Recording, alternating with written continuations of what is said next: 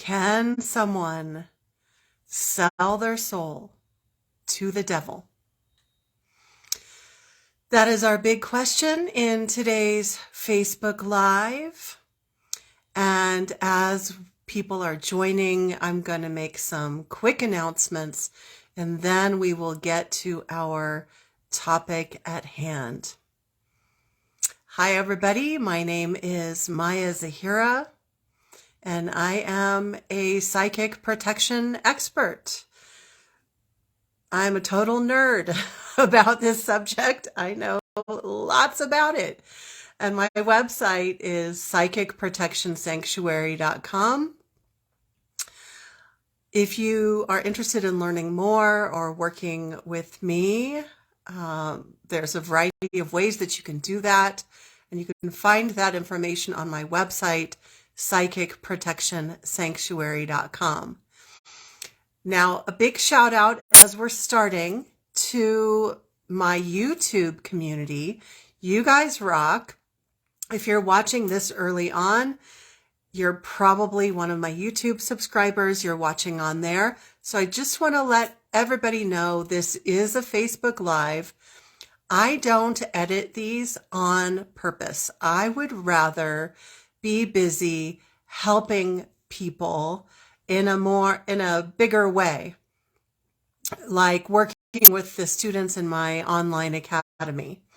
It takes a long time to edit videos, and instead of editing, I just upload the rough copy to YouTube so that the public can gain access to all of this great content. So I hope that you enjoy it. If you enjoy it, please give it a like and subscribe and comment and all that good stuff. So we do have people joining us on our Facebook Live.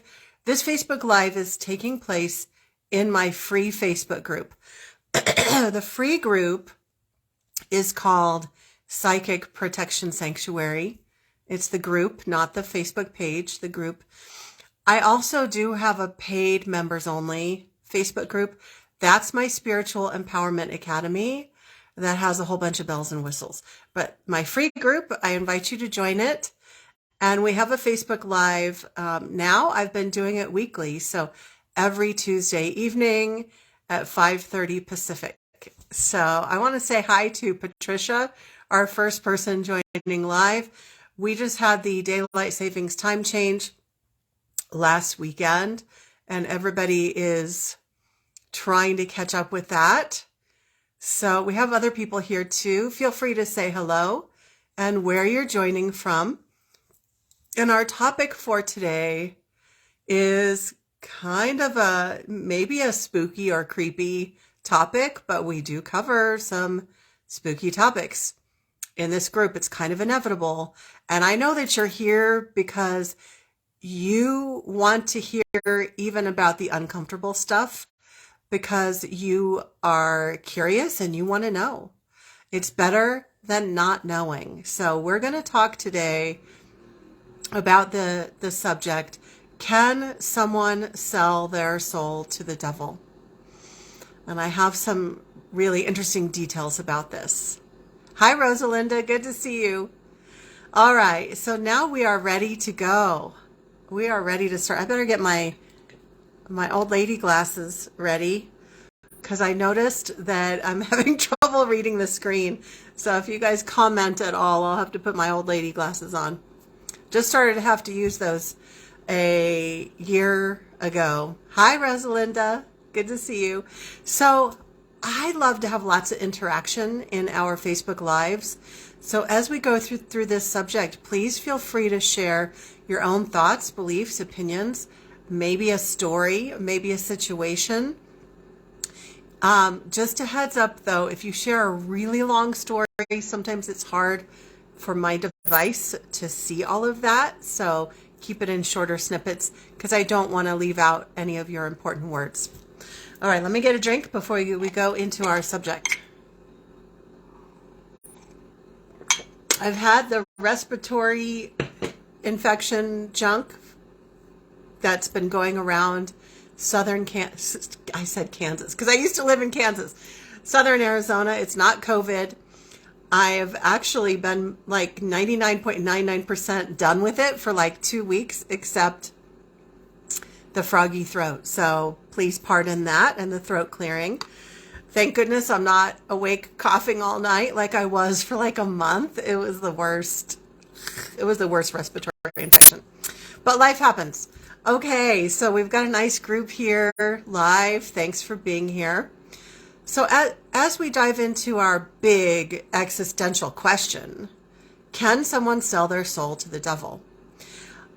It's important to know where someone is getting their information from. And so I'm going to use this as like a little mini teachable lesson, teachable moment. I know when we're listening to spiritual teachers or guides, we just tend to take their information as the truth. I don't know if everyone watching does that, but it seems to be a tendency. And I would encourage you to always ask yourself this inquiring question. How do they know that, and where are they getting that information from? Because we should know. Now, I'm going to tell you where I got my information from, and you might believe what I say less or more, or it might be neutral, but I think it's always important to ask that question. So because I believe it's important, that's why I'm going to tell you. So before we get into the different ways and the different information about a person selling their soul to the devil, just a little tidbit about me and my history. So I am somebody who has had spiritual visions since I was young. And when I was a teenager, I was really having powerful visions. And I don't mean like a daydream in your mind's eye. I mean, what I mean by a vision compared to clairvoyance, where like a clairvoyant will get visual psychic information. When I say a vision, I mean I zone out for a moment and I'm somewhere else. Like I'm not aware of what else is going on. I'm having a moment. Like I've zoned out and I have a whole experience of seeing and feeling and a download of information. And a lot of it's visual. But then also claircognizant, like clear knowing as well. So when I was a teenager, I was having these visions, and that's continued into my adulthood. I also have all the other clairs. So now in my life, how I operate in my life, even like when I'm trying to choose what doctor to go to or what holistic care person to go to, or what health insurance to choose, or I've met a new interesting person and I want to know if this person is beneficial in my life. Like I use my intuition for everything. But as far as visions are concerned, I've had some really powerful visions in my life, and they tend to take on a couple of categories. The first category is like a personal vision that's giving me information about what direction I should go in my life, or what direction I should avoid, or like a warning about something. I should do a video sometime because it would just be really interesting. I have some really interesting stories that I share a lot of these things with my students in my paid academy. And not as much with you guys, sorry.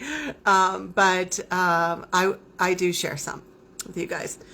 So the first category are the personal visions. And the second category that I've really had a lot of in the last couple of years are like about the nature of reality, the nature of existence, like what's going on the planet, what's going on off the planet.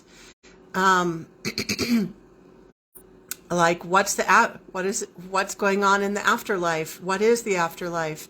Like, where did we come from? Like I have gotten a lot of downloads and visions about that. So that is where this information is coming from. I always strive to be a very transparent person. This is not something that I learned from another spiritual teacher. It's not something that I read in someone else's books. If you've been following my stuff for a while, you probably already know. What most of what I share is just direct firsthand experience or direct download. So that's what this is. It's direct download. Now, some people have really interesting information about the afterlife and the different realms of the afterlife because they've had a near-death experience.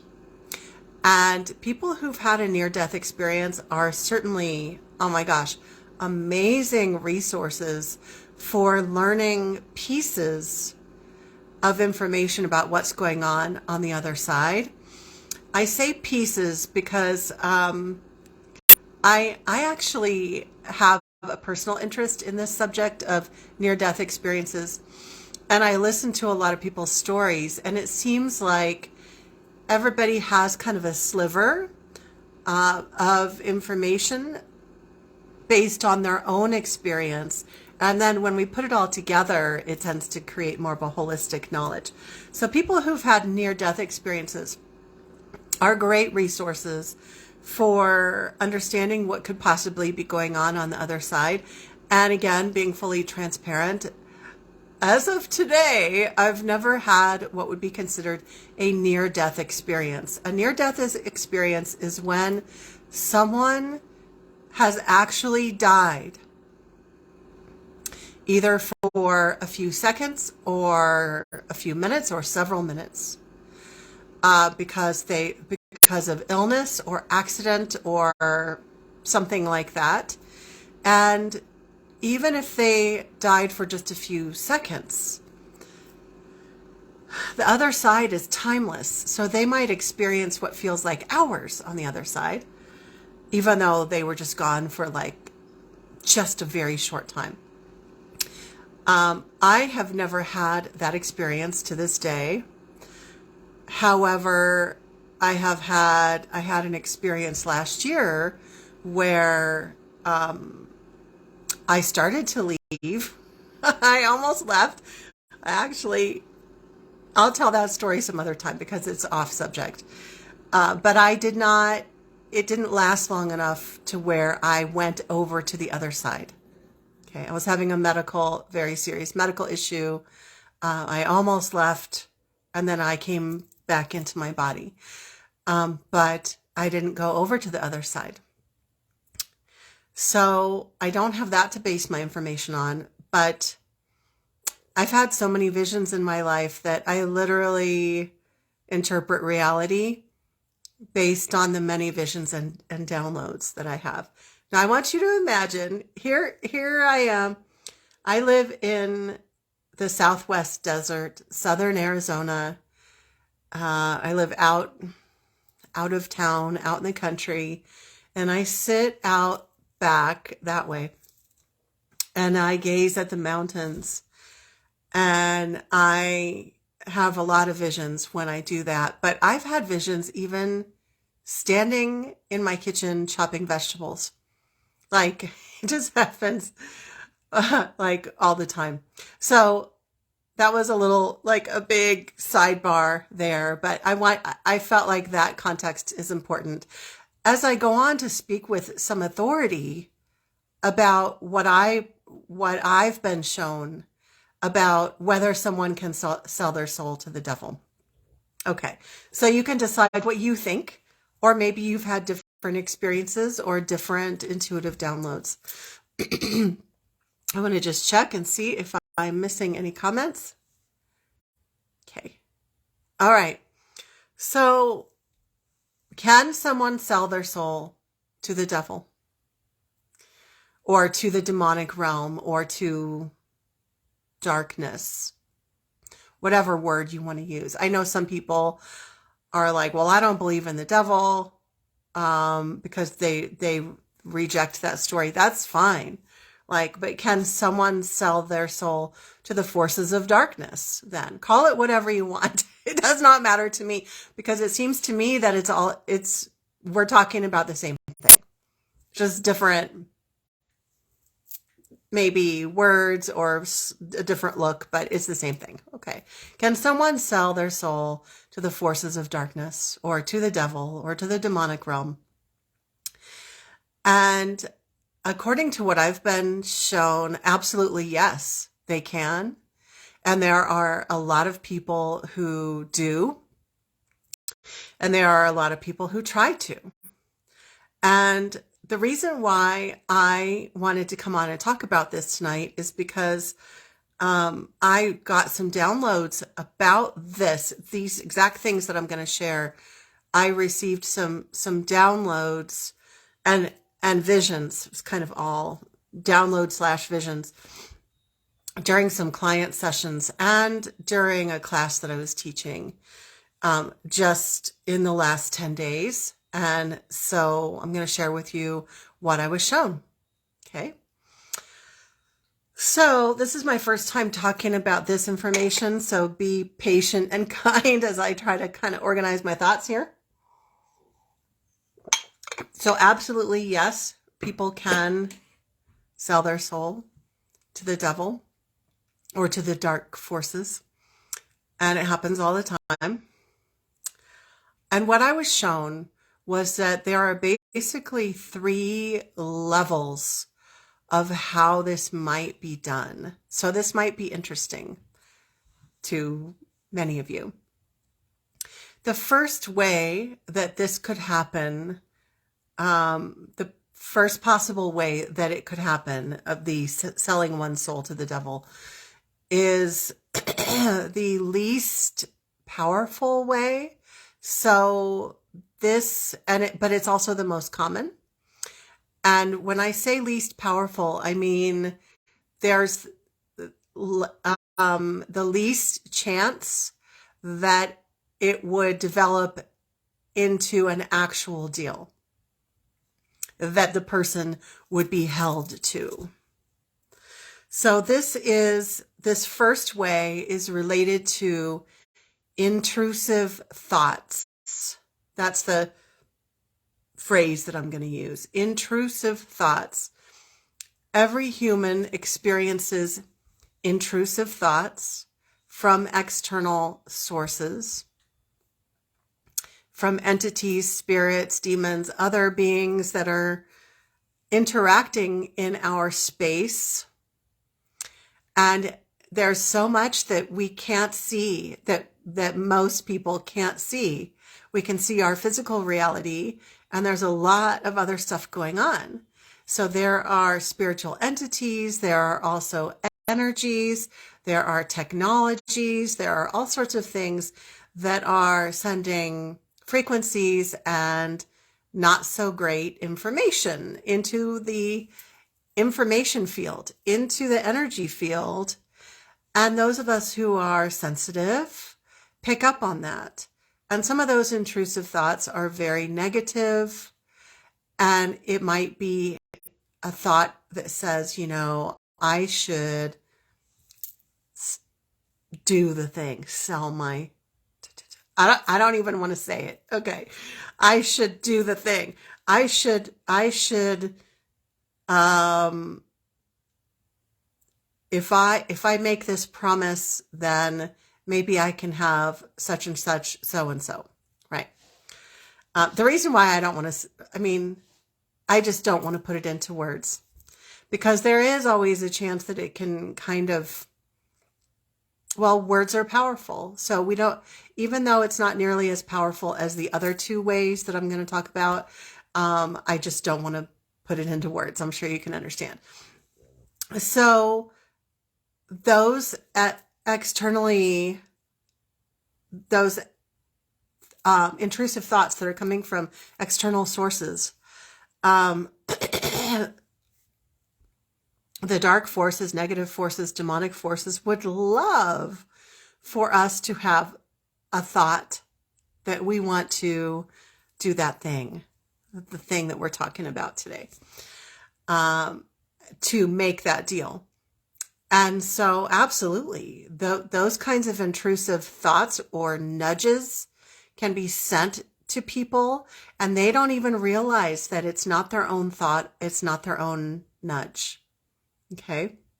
But also, kind of in opposition to that, it's not always coming from external sources. Sometimes we have our own inner shadow, our own unhealed wounds, some real darkness within that we're wrestling with. And so then we end up having those dark thoughts of making a promise to the dark. So it can be external or internal. But what I was shown is that those passing thoughts of, I should make this promise to, most of those passing thoughts, what I was shown in my vision is that the cosmic laws is what I'm going to call it. The cosmic laws do not tend to hold us to those random thoughts. The cosmic powers that be, like the overseers of all of it, tend to not consider that a binding contract. And even though we might feel kind of scared of demons or dark forces, they are not the ultimate. I mean, there are cosmic laws. There are other beings that are deciding if another being has overstepped or what is a binding soul contract or personal agreement or not. So those cosmic overseers, those that make the cosmic laws, they don't tend to hold us to every random thought that we have. And that's important to recognize. Obviously, we don't want to be focusing on making a vow, a promise to, we don't want to be like ruminating over that. But the reason why I really want to talk about this category right here is that there are people who worry, like, oh my gosh, if I have that random thought, like, am I going to be sent to hell? Because I had this random thought when I was 15 and I was like dabbling with some stuff, or I was really depressed a few years ago, or I was feeling really desperate and I had this thought. I truly believe, based on what I was shown, I believe that like the majority, 99.99% of the time, those random thoughts are not considered to be a binding agreement. But don't push your luck and like be obsessing and thinking about it all the time, because the more thought, like the more frequently you have a thought and the more emotion you put into the thought, and the more power that's in your thought, the more energy that it gains, the more power that it gains, and the more chance it would be getting into the category of being seen as a binding contract. So I want to back up a little bit because I never did define, like, what do I mean by selling their soul to the devil? Can someone sell their soul to the devil?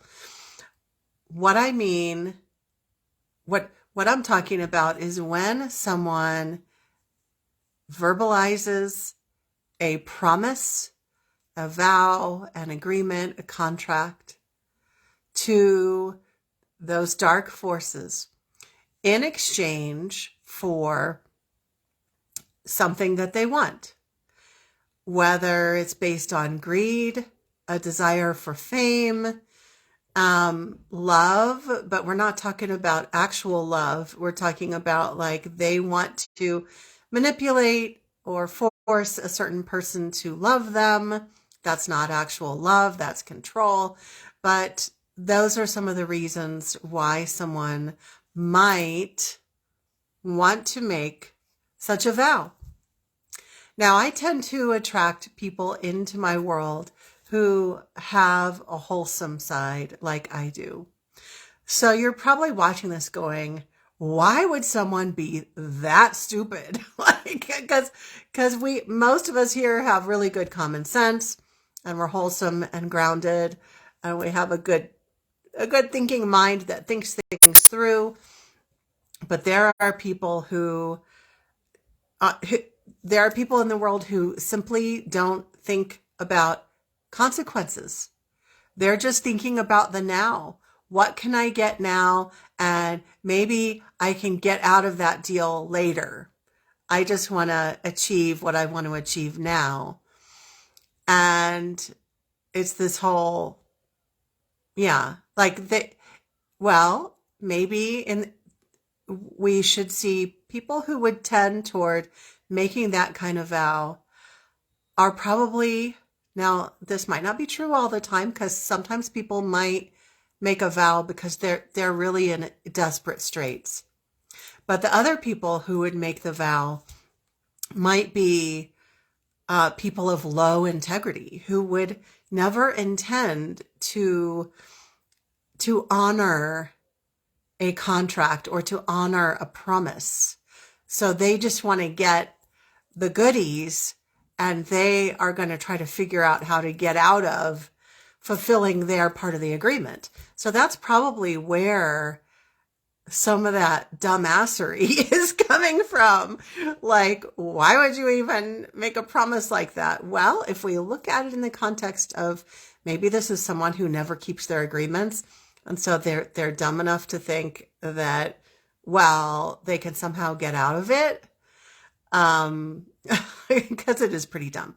Because when you're dealing with the dark forces or the demonic realm, like if someone has made a firm contract, absolutely they're going to be held to it. Okay, so let's get into number 2 and number 3 that I was shown in visions. So again, number 1 is more about intrusive thoughts, passing thoughts. Those tend to not be seen as a binding contract most of the time. But then we get into number 2, which is kind of a mid-range problem area. It's not the most extreme, which is number 3. But the mid-range issue would be someone is more serious about this, about making this vow and getting the goodies, the fame, the fortune, whatever. So they're serious enough about it that instead of it being a passing thought, they actually speak the words out loud. They speak aloud this promise or this vow. They speak it aloud, either out loud to themselves, or maybe there's a friend there that they say this to. You know what? I would give blah, blah, blah to have blah, blah, blah. And they say that to their friend or their spouse or their business associate or to a stranger. Okay. And there's a huge difference energetically and according to cosmic law that I've been shown, between having just a pass by thought compared to really having so much conviction about wanting to make that vow that it is spoken out loud. Big difference. And when it is spoken out loud, then there's a much higher chance that they're going to be held to that deal. Now,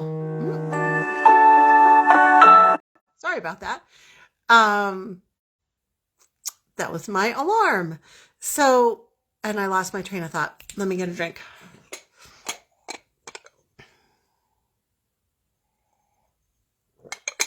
One thing that's important to know is that even though a person is being held to whatever they promised,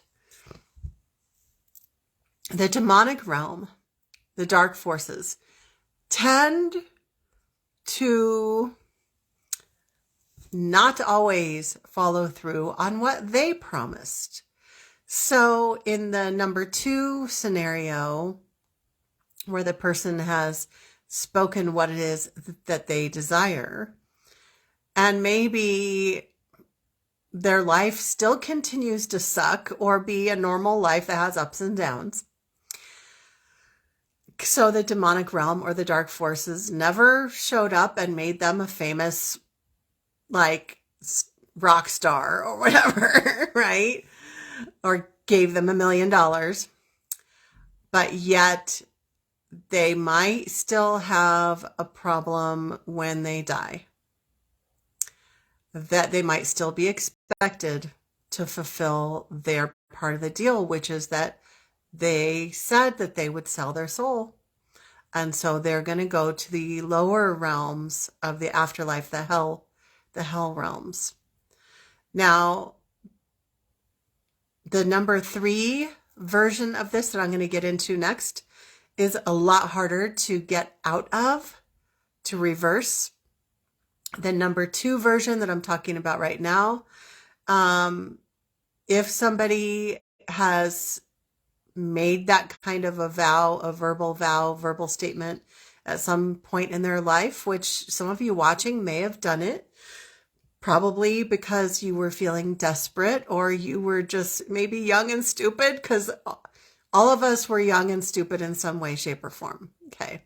So I don't want you to feel like you're just effed right now, because I do believe that you can simply, with this number 2 mid-range issue, you can put work and focus into reversing, healing any negative vows that you've made in this lifetime or any other lifetimes, including promising, including selling themselves to the devil, to the dark forces. There are a lot of negative vows that people make, usually because they're hurting. And so we can do a lot of healing work, a lot of spiritual work. I teach this in my academy, like how to undo. In fact, literally today, I didn't even think about this, that it lined up. Literally today, we did a long distance energy balancing session about undoing negative soul contracts, all different kinds. And this would be considered a negative contract. And negative contracts can be undone. Okay? But I would not assume that it's undone just in 5 minutes of prayer. Like, I would want to go over and beyond, do lots of clearing work to really ensure that you are in good standing. And so it is doable to undo that. Okay. But if you have any concern, you're worried about this, you can always leave a comment. I don't always see comments though, so you can email me on the contact form on my website. And my website is psychicprotectionsanctuary.com. Okay. So number 3, the most severe version of a person selling their soul to the devil. The most severe version. This is a very, how should I put it? It's not as common. This doesn't happen with lots and lots of everyday people. This is something that happens more in the circles of people who either are already in the elite crowd, or they're an everyday person who, because of their vow, they do get moved up to the elite. And that can be the social elite, financial elite, like the person becomes famous and is hanging out with other famous people. And in the vision that I had about this, I was shown a scenario. Now, we don't have to take every detail of this literally, but we can see it as a common way that this scenario goes about. So in the most severe cases, there is a live, living human being who is run by demonic or dark forces. They either are totally or partially possessed by one of these entities, or they have multiple demonic entities attached to them. So they are basically like a lackey for an agent, a worker for the dark forces. And so I was shown this scenario where there's a person who is working as an agent for the dark forces. And one of the things that they will do is basically equivalent to like shady business deals, but these are spiritual in nature. And so this agent, and there's not just one agent, but we're talking about the example agent. The example agent is very well dressed, good looking. The one that I saw was male, but absolutely, I'm even seeing right now, this is also for female, and essentially any gender that's going to really connect with the targeted person, the person that they want to agree to the contract. So this person, the agent, approaches the targeted individual. I saw a scenario it was at a nightclub, but that doesn't mean that every deal happens at a nightclub. But it was at like an upscale nightclub. So it's a social environment where there are people mingling, and then the agent, so it could be an upscale cocktail party. Like, again, we don't have to take all of the details literally. This is to help understand the concept that this is how the vision came through.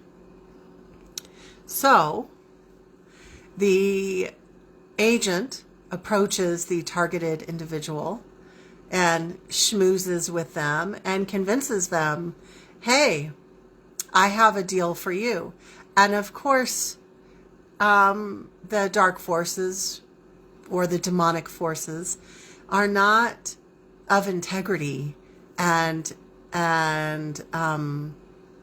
clear and honest like all of you are. They are going to be shady and make things sound like, oh, it's not that bad, and oh, let's sign you up for this deal. And so this person who is interested in obtaining fame or fortune or particular relationship, particular lifestyle, they make this promise to the dark forces. And what I was shown is that it's either a handshake deal, and that, according to cosmic